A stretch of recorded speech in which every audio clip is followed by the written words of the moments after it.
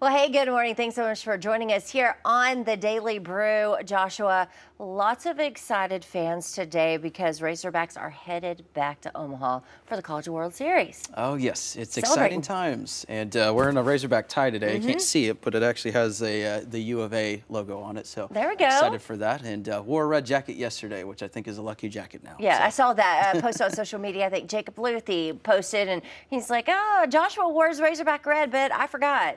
And here I am forgetting today. I don't know. What are we doing? Well, they took down the Tennessee Volunteers in 2 games over the weekend. We want to check in with our sports director, Alex Stewart, for those highlights, and you want to see the celebration after the win. 5 News coverage of the Razorbacks is sponsored by Arvest Bank. And now the 2-2. Swing and a miss. They'll hear it from the hill to the hollers. Arkansas is headed back to Omaha.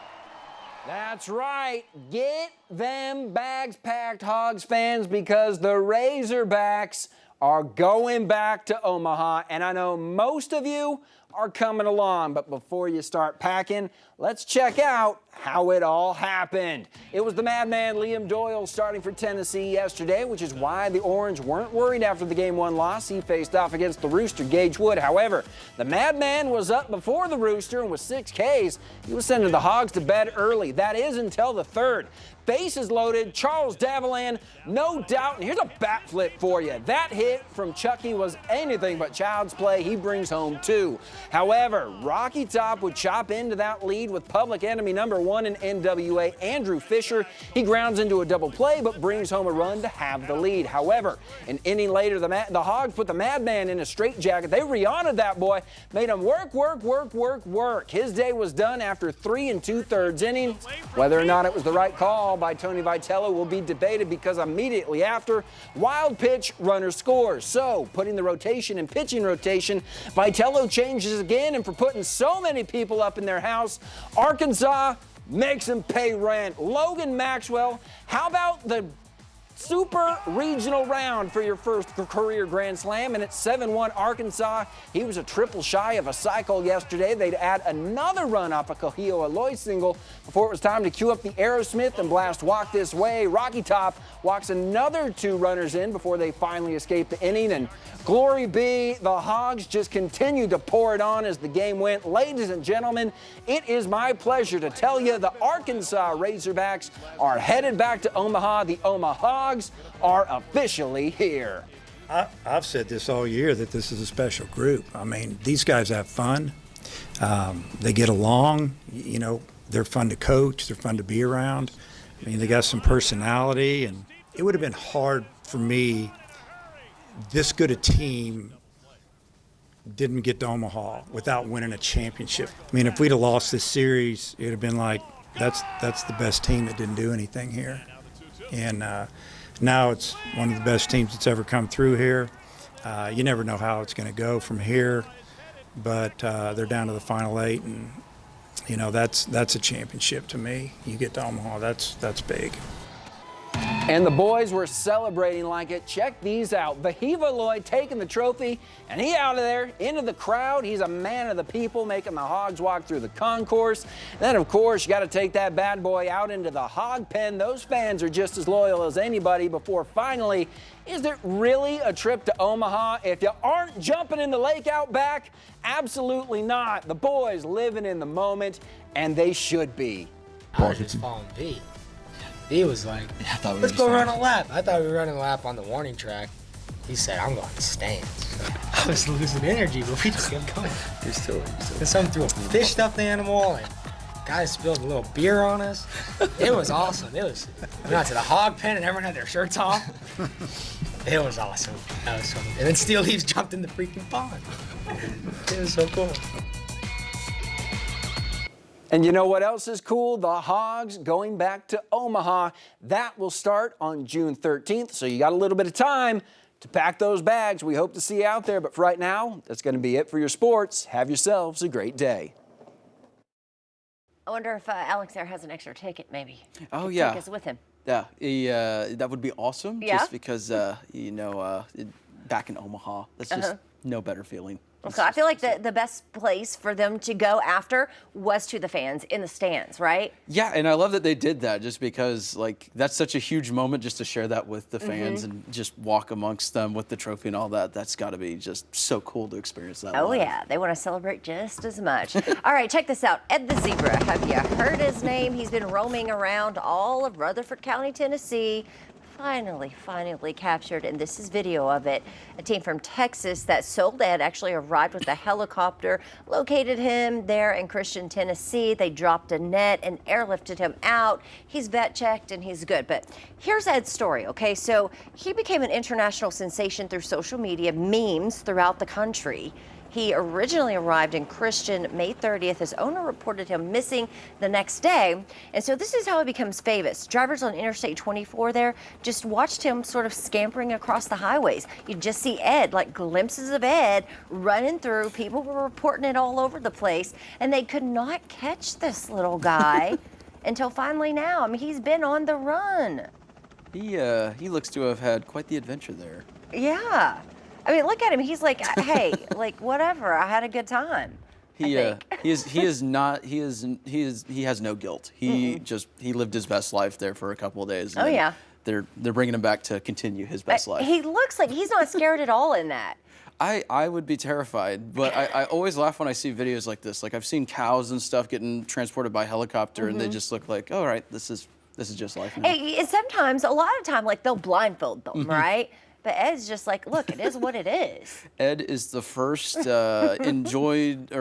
first zebra to enjoy flying. It looks like he's got a daredevil in him. So. Oh, yeah. Oh, Ed. All right. More than 100 original pieces by author of Where the Wild Things Are, Maurice Sendak.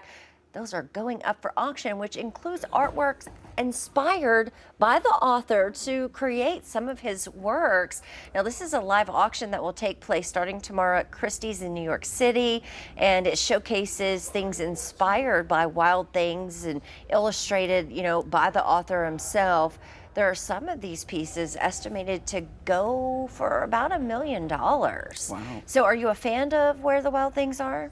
I remember the book growing up. It was a pretty fun little book. Now, I do remember the movie was scary to a lot of kids back when I was younger. So when that came out, just because those puppets were really well made, but the book was great. Yeah. The book was awesome. The thing is like I know what it is just because of pop culture, but I've never read or seen the movie. So interesting. You recommend it?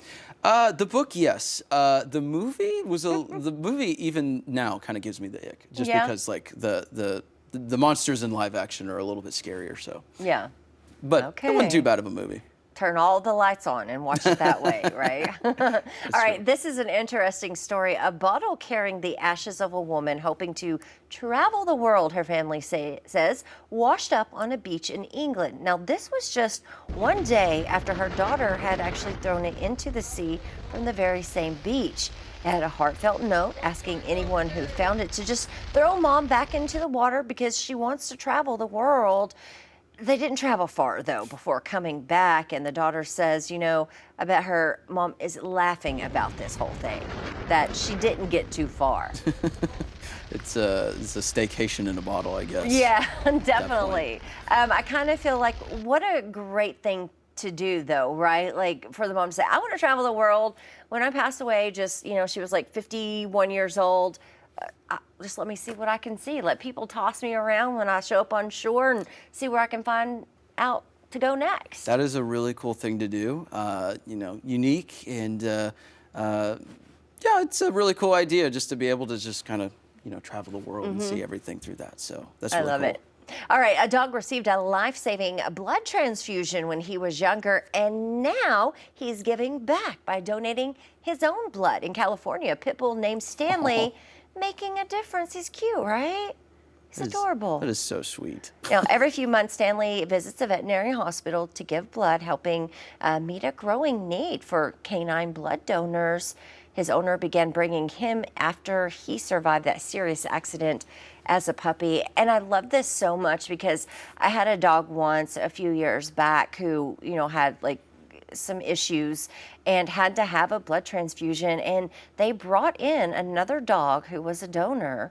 and it made him well for a while. That is awesome that they're able to do that to help other dogs after he had those issues there. But just a cool story. That is such a sweet looking dog. That is awesome.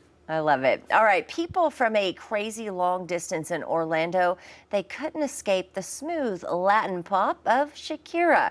Now, this was all thanks to a dust storm and some interesting science, okay? As it turns out, it's because of the dust that it blew thousands of miles to get to Central Florida and then settled in right before the concert began. So local meteorologists there explaining the science behind why the dust impacted it, saying that the Saharan dust layer hanging over Florida made the waves bounce off the Saharan dust, acting sort of as an acoustic resonator to enhance the sound. I didn't know that could happen like that. That is really cool. That's making me think, just because I at least haven't thought of that before, but that kind of works like what you would see with the snow pack or whatever, just the sound waves bouncing off of that. But there was quite a bit of dust out there, so the more I'm thinking about it, the more that makes a whole lot of sense, just because it's being able to refract those sound waves back to the surface. So that's actually really, really cool. That is cool. All right, so let's talk about weather here locally. What's not really, really cool is more rain in the forecast, but we do get a break first. Yeah, we got a nice little break. It starts today. Here's a look at those highs across the area. Upper 80s, even maybe some lower 90s, especially in the River Valley. A little bit cooler in northwest Arkansas, mostly sunny. Rain chances are on the board, but that's just for this morning. That clears out within the next 1 to 2 hours, so give it a little bit of time. Overnight tonight, it's going to be nice and pleasant, mostly clear skies. That's going to let that air kind of escape, or that warm air escape, leading to some cooler temperatures overnight into the 50s, even some 60s. Not too bad. Here's a look at what we've got across the area. It's going to be nice the next couple of days, but unfortunately, notice once we get to Thursday, more widespread rain. I wish I had better news, but unfortunately, this June just looks to be continuing the active pattern. Again, not feeling like northwest Arkansas, feeling like we're living in either Britain or Seattle. And it's just feeling like a rainforest at this point for this portion of the state. So, and that's going to continue to make the mold, pollen, and grass pollen, all those just the worst the next couple of days as well. So if you got some allergy issues, all this moisture and the warming temperatures, it's going to lead to this being a problem for at least the next couple of weeks, unfortunately.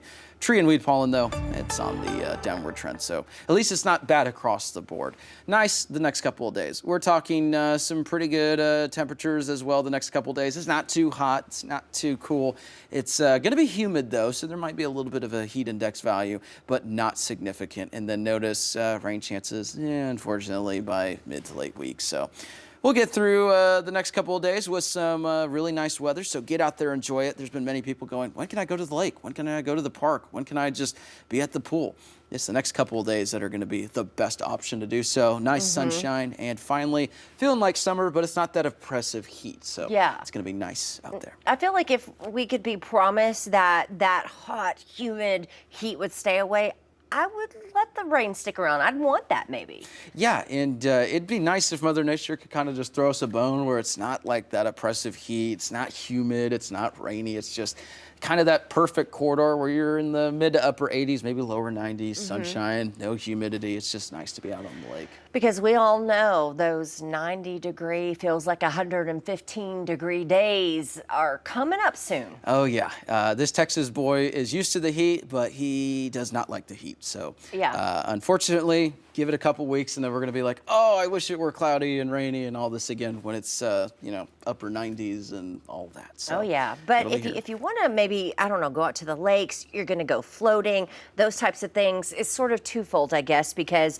they're pretty full up right now, right? Which makes for some good maybe tubing or jet skiing, whatever. But also, if it gets too high, it makes it a little bit dangerous in places. Yeah, so just before you head out to wherever you're going, just check with the local park. Make sure that, there's no any sort of closures or anything. I know that with this much water, it's great for tubing and stuff, but sometimes it can close down the beaches because it's way too high. So you may ought to check, but I do know that there's a lot of good opportunities to go floating down some rivers around here. I've had probably about, it was like 10 or 20 people ask about Ponca. So I think that's going to be great for tubing down there.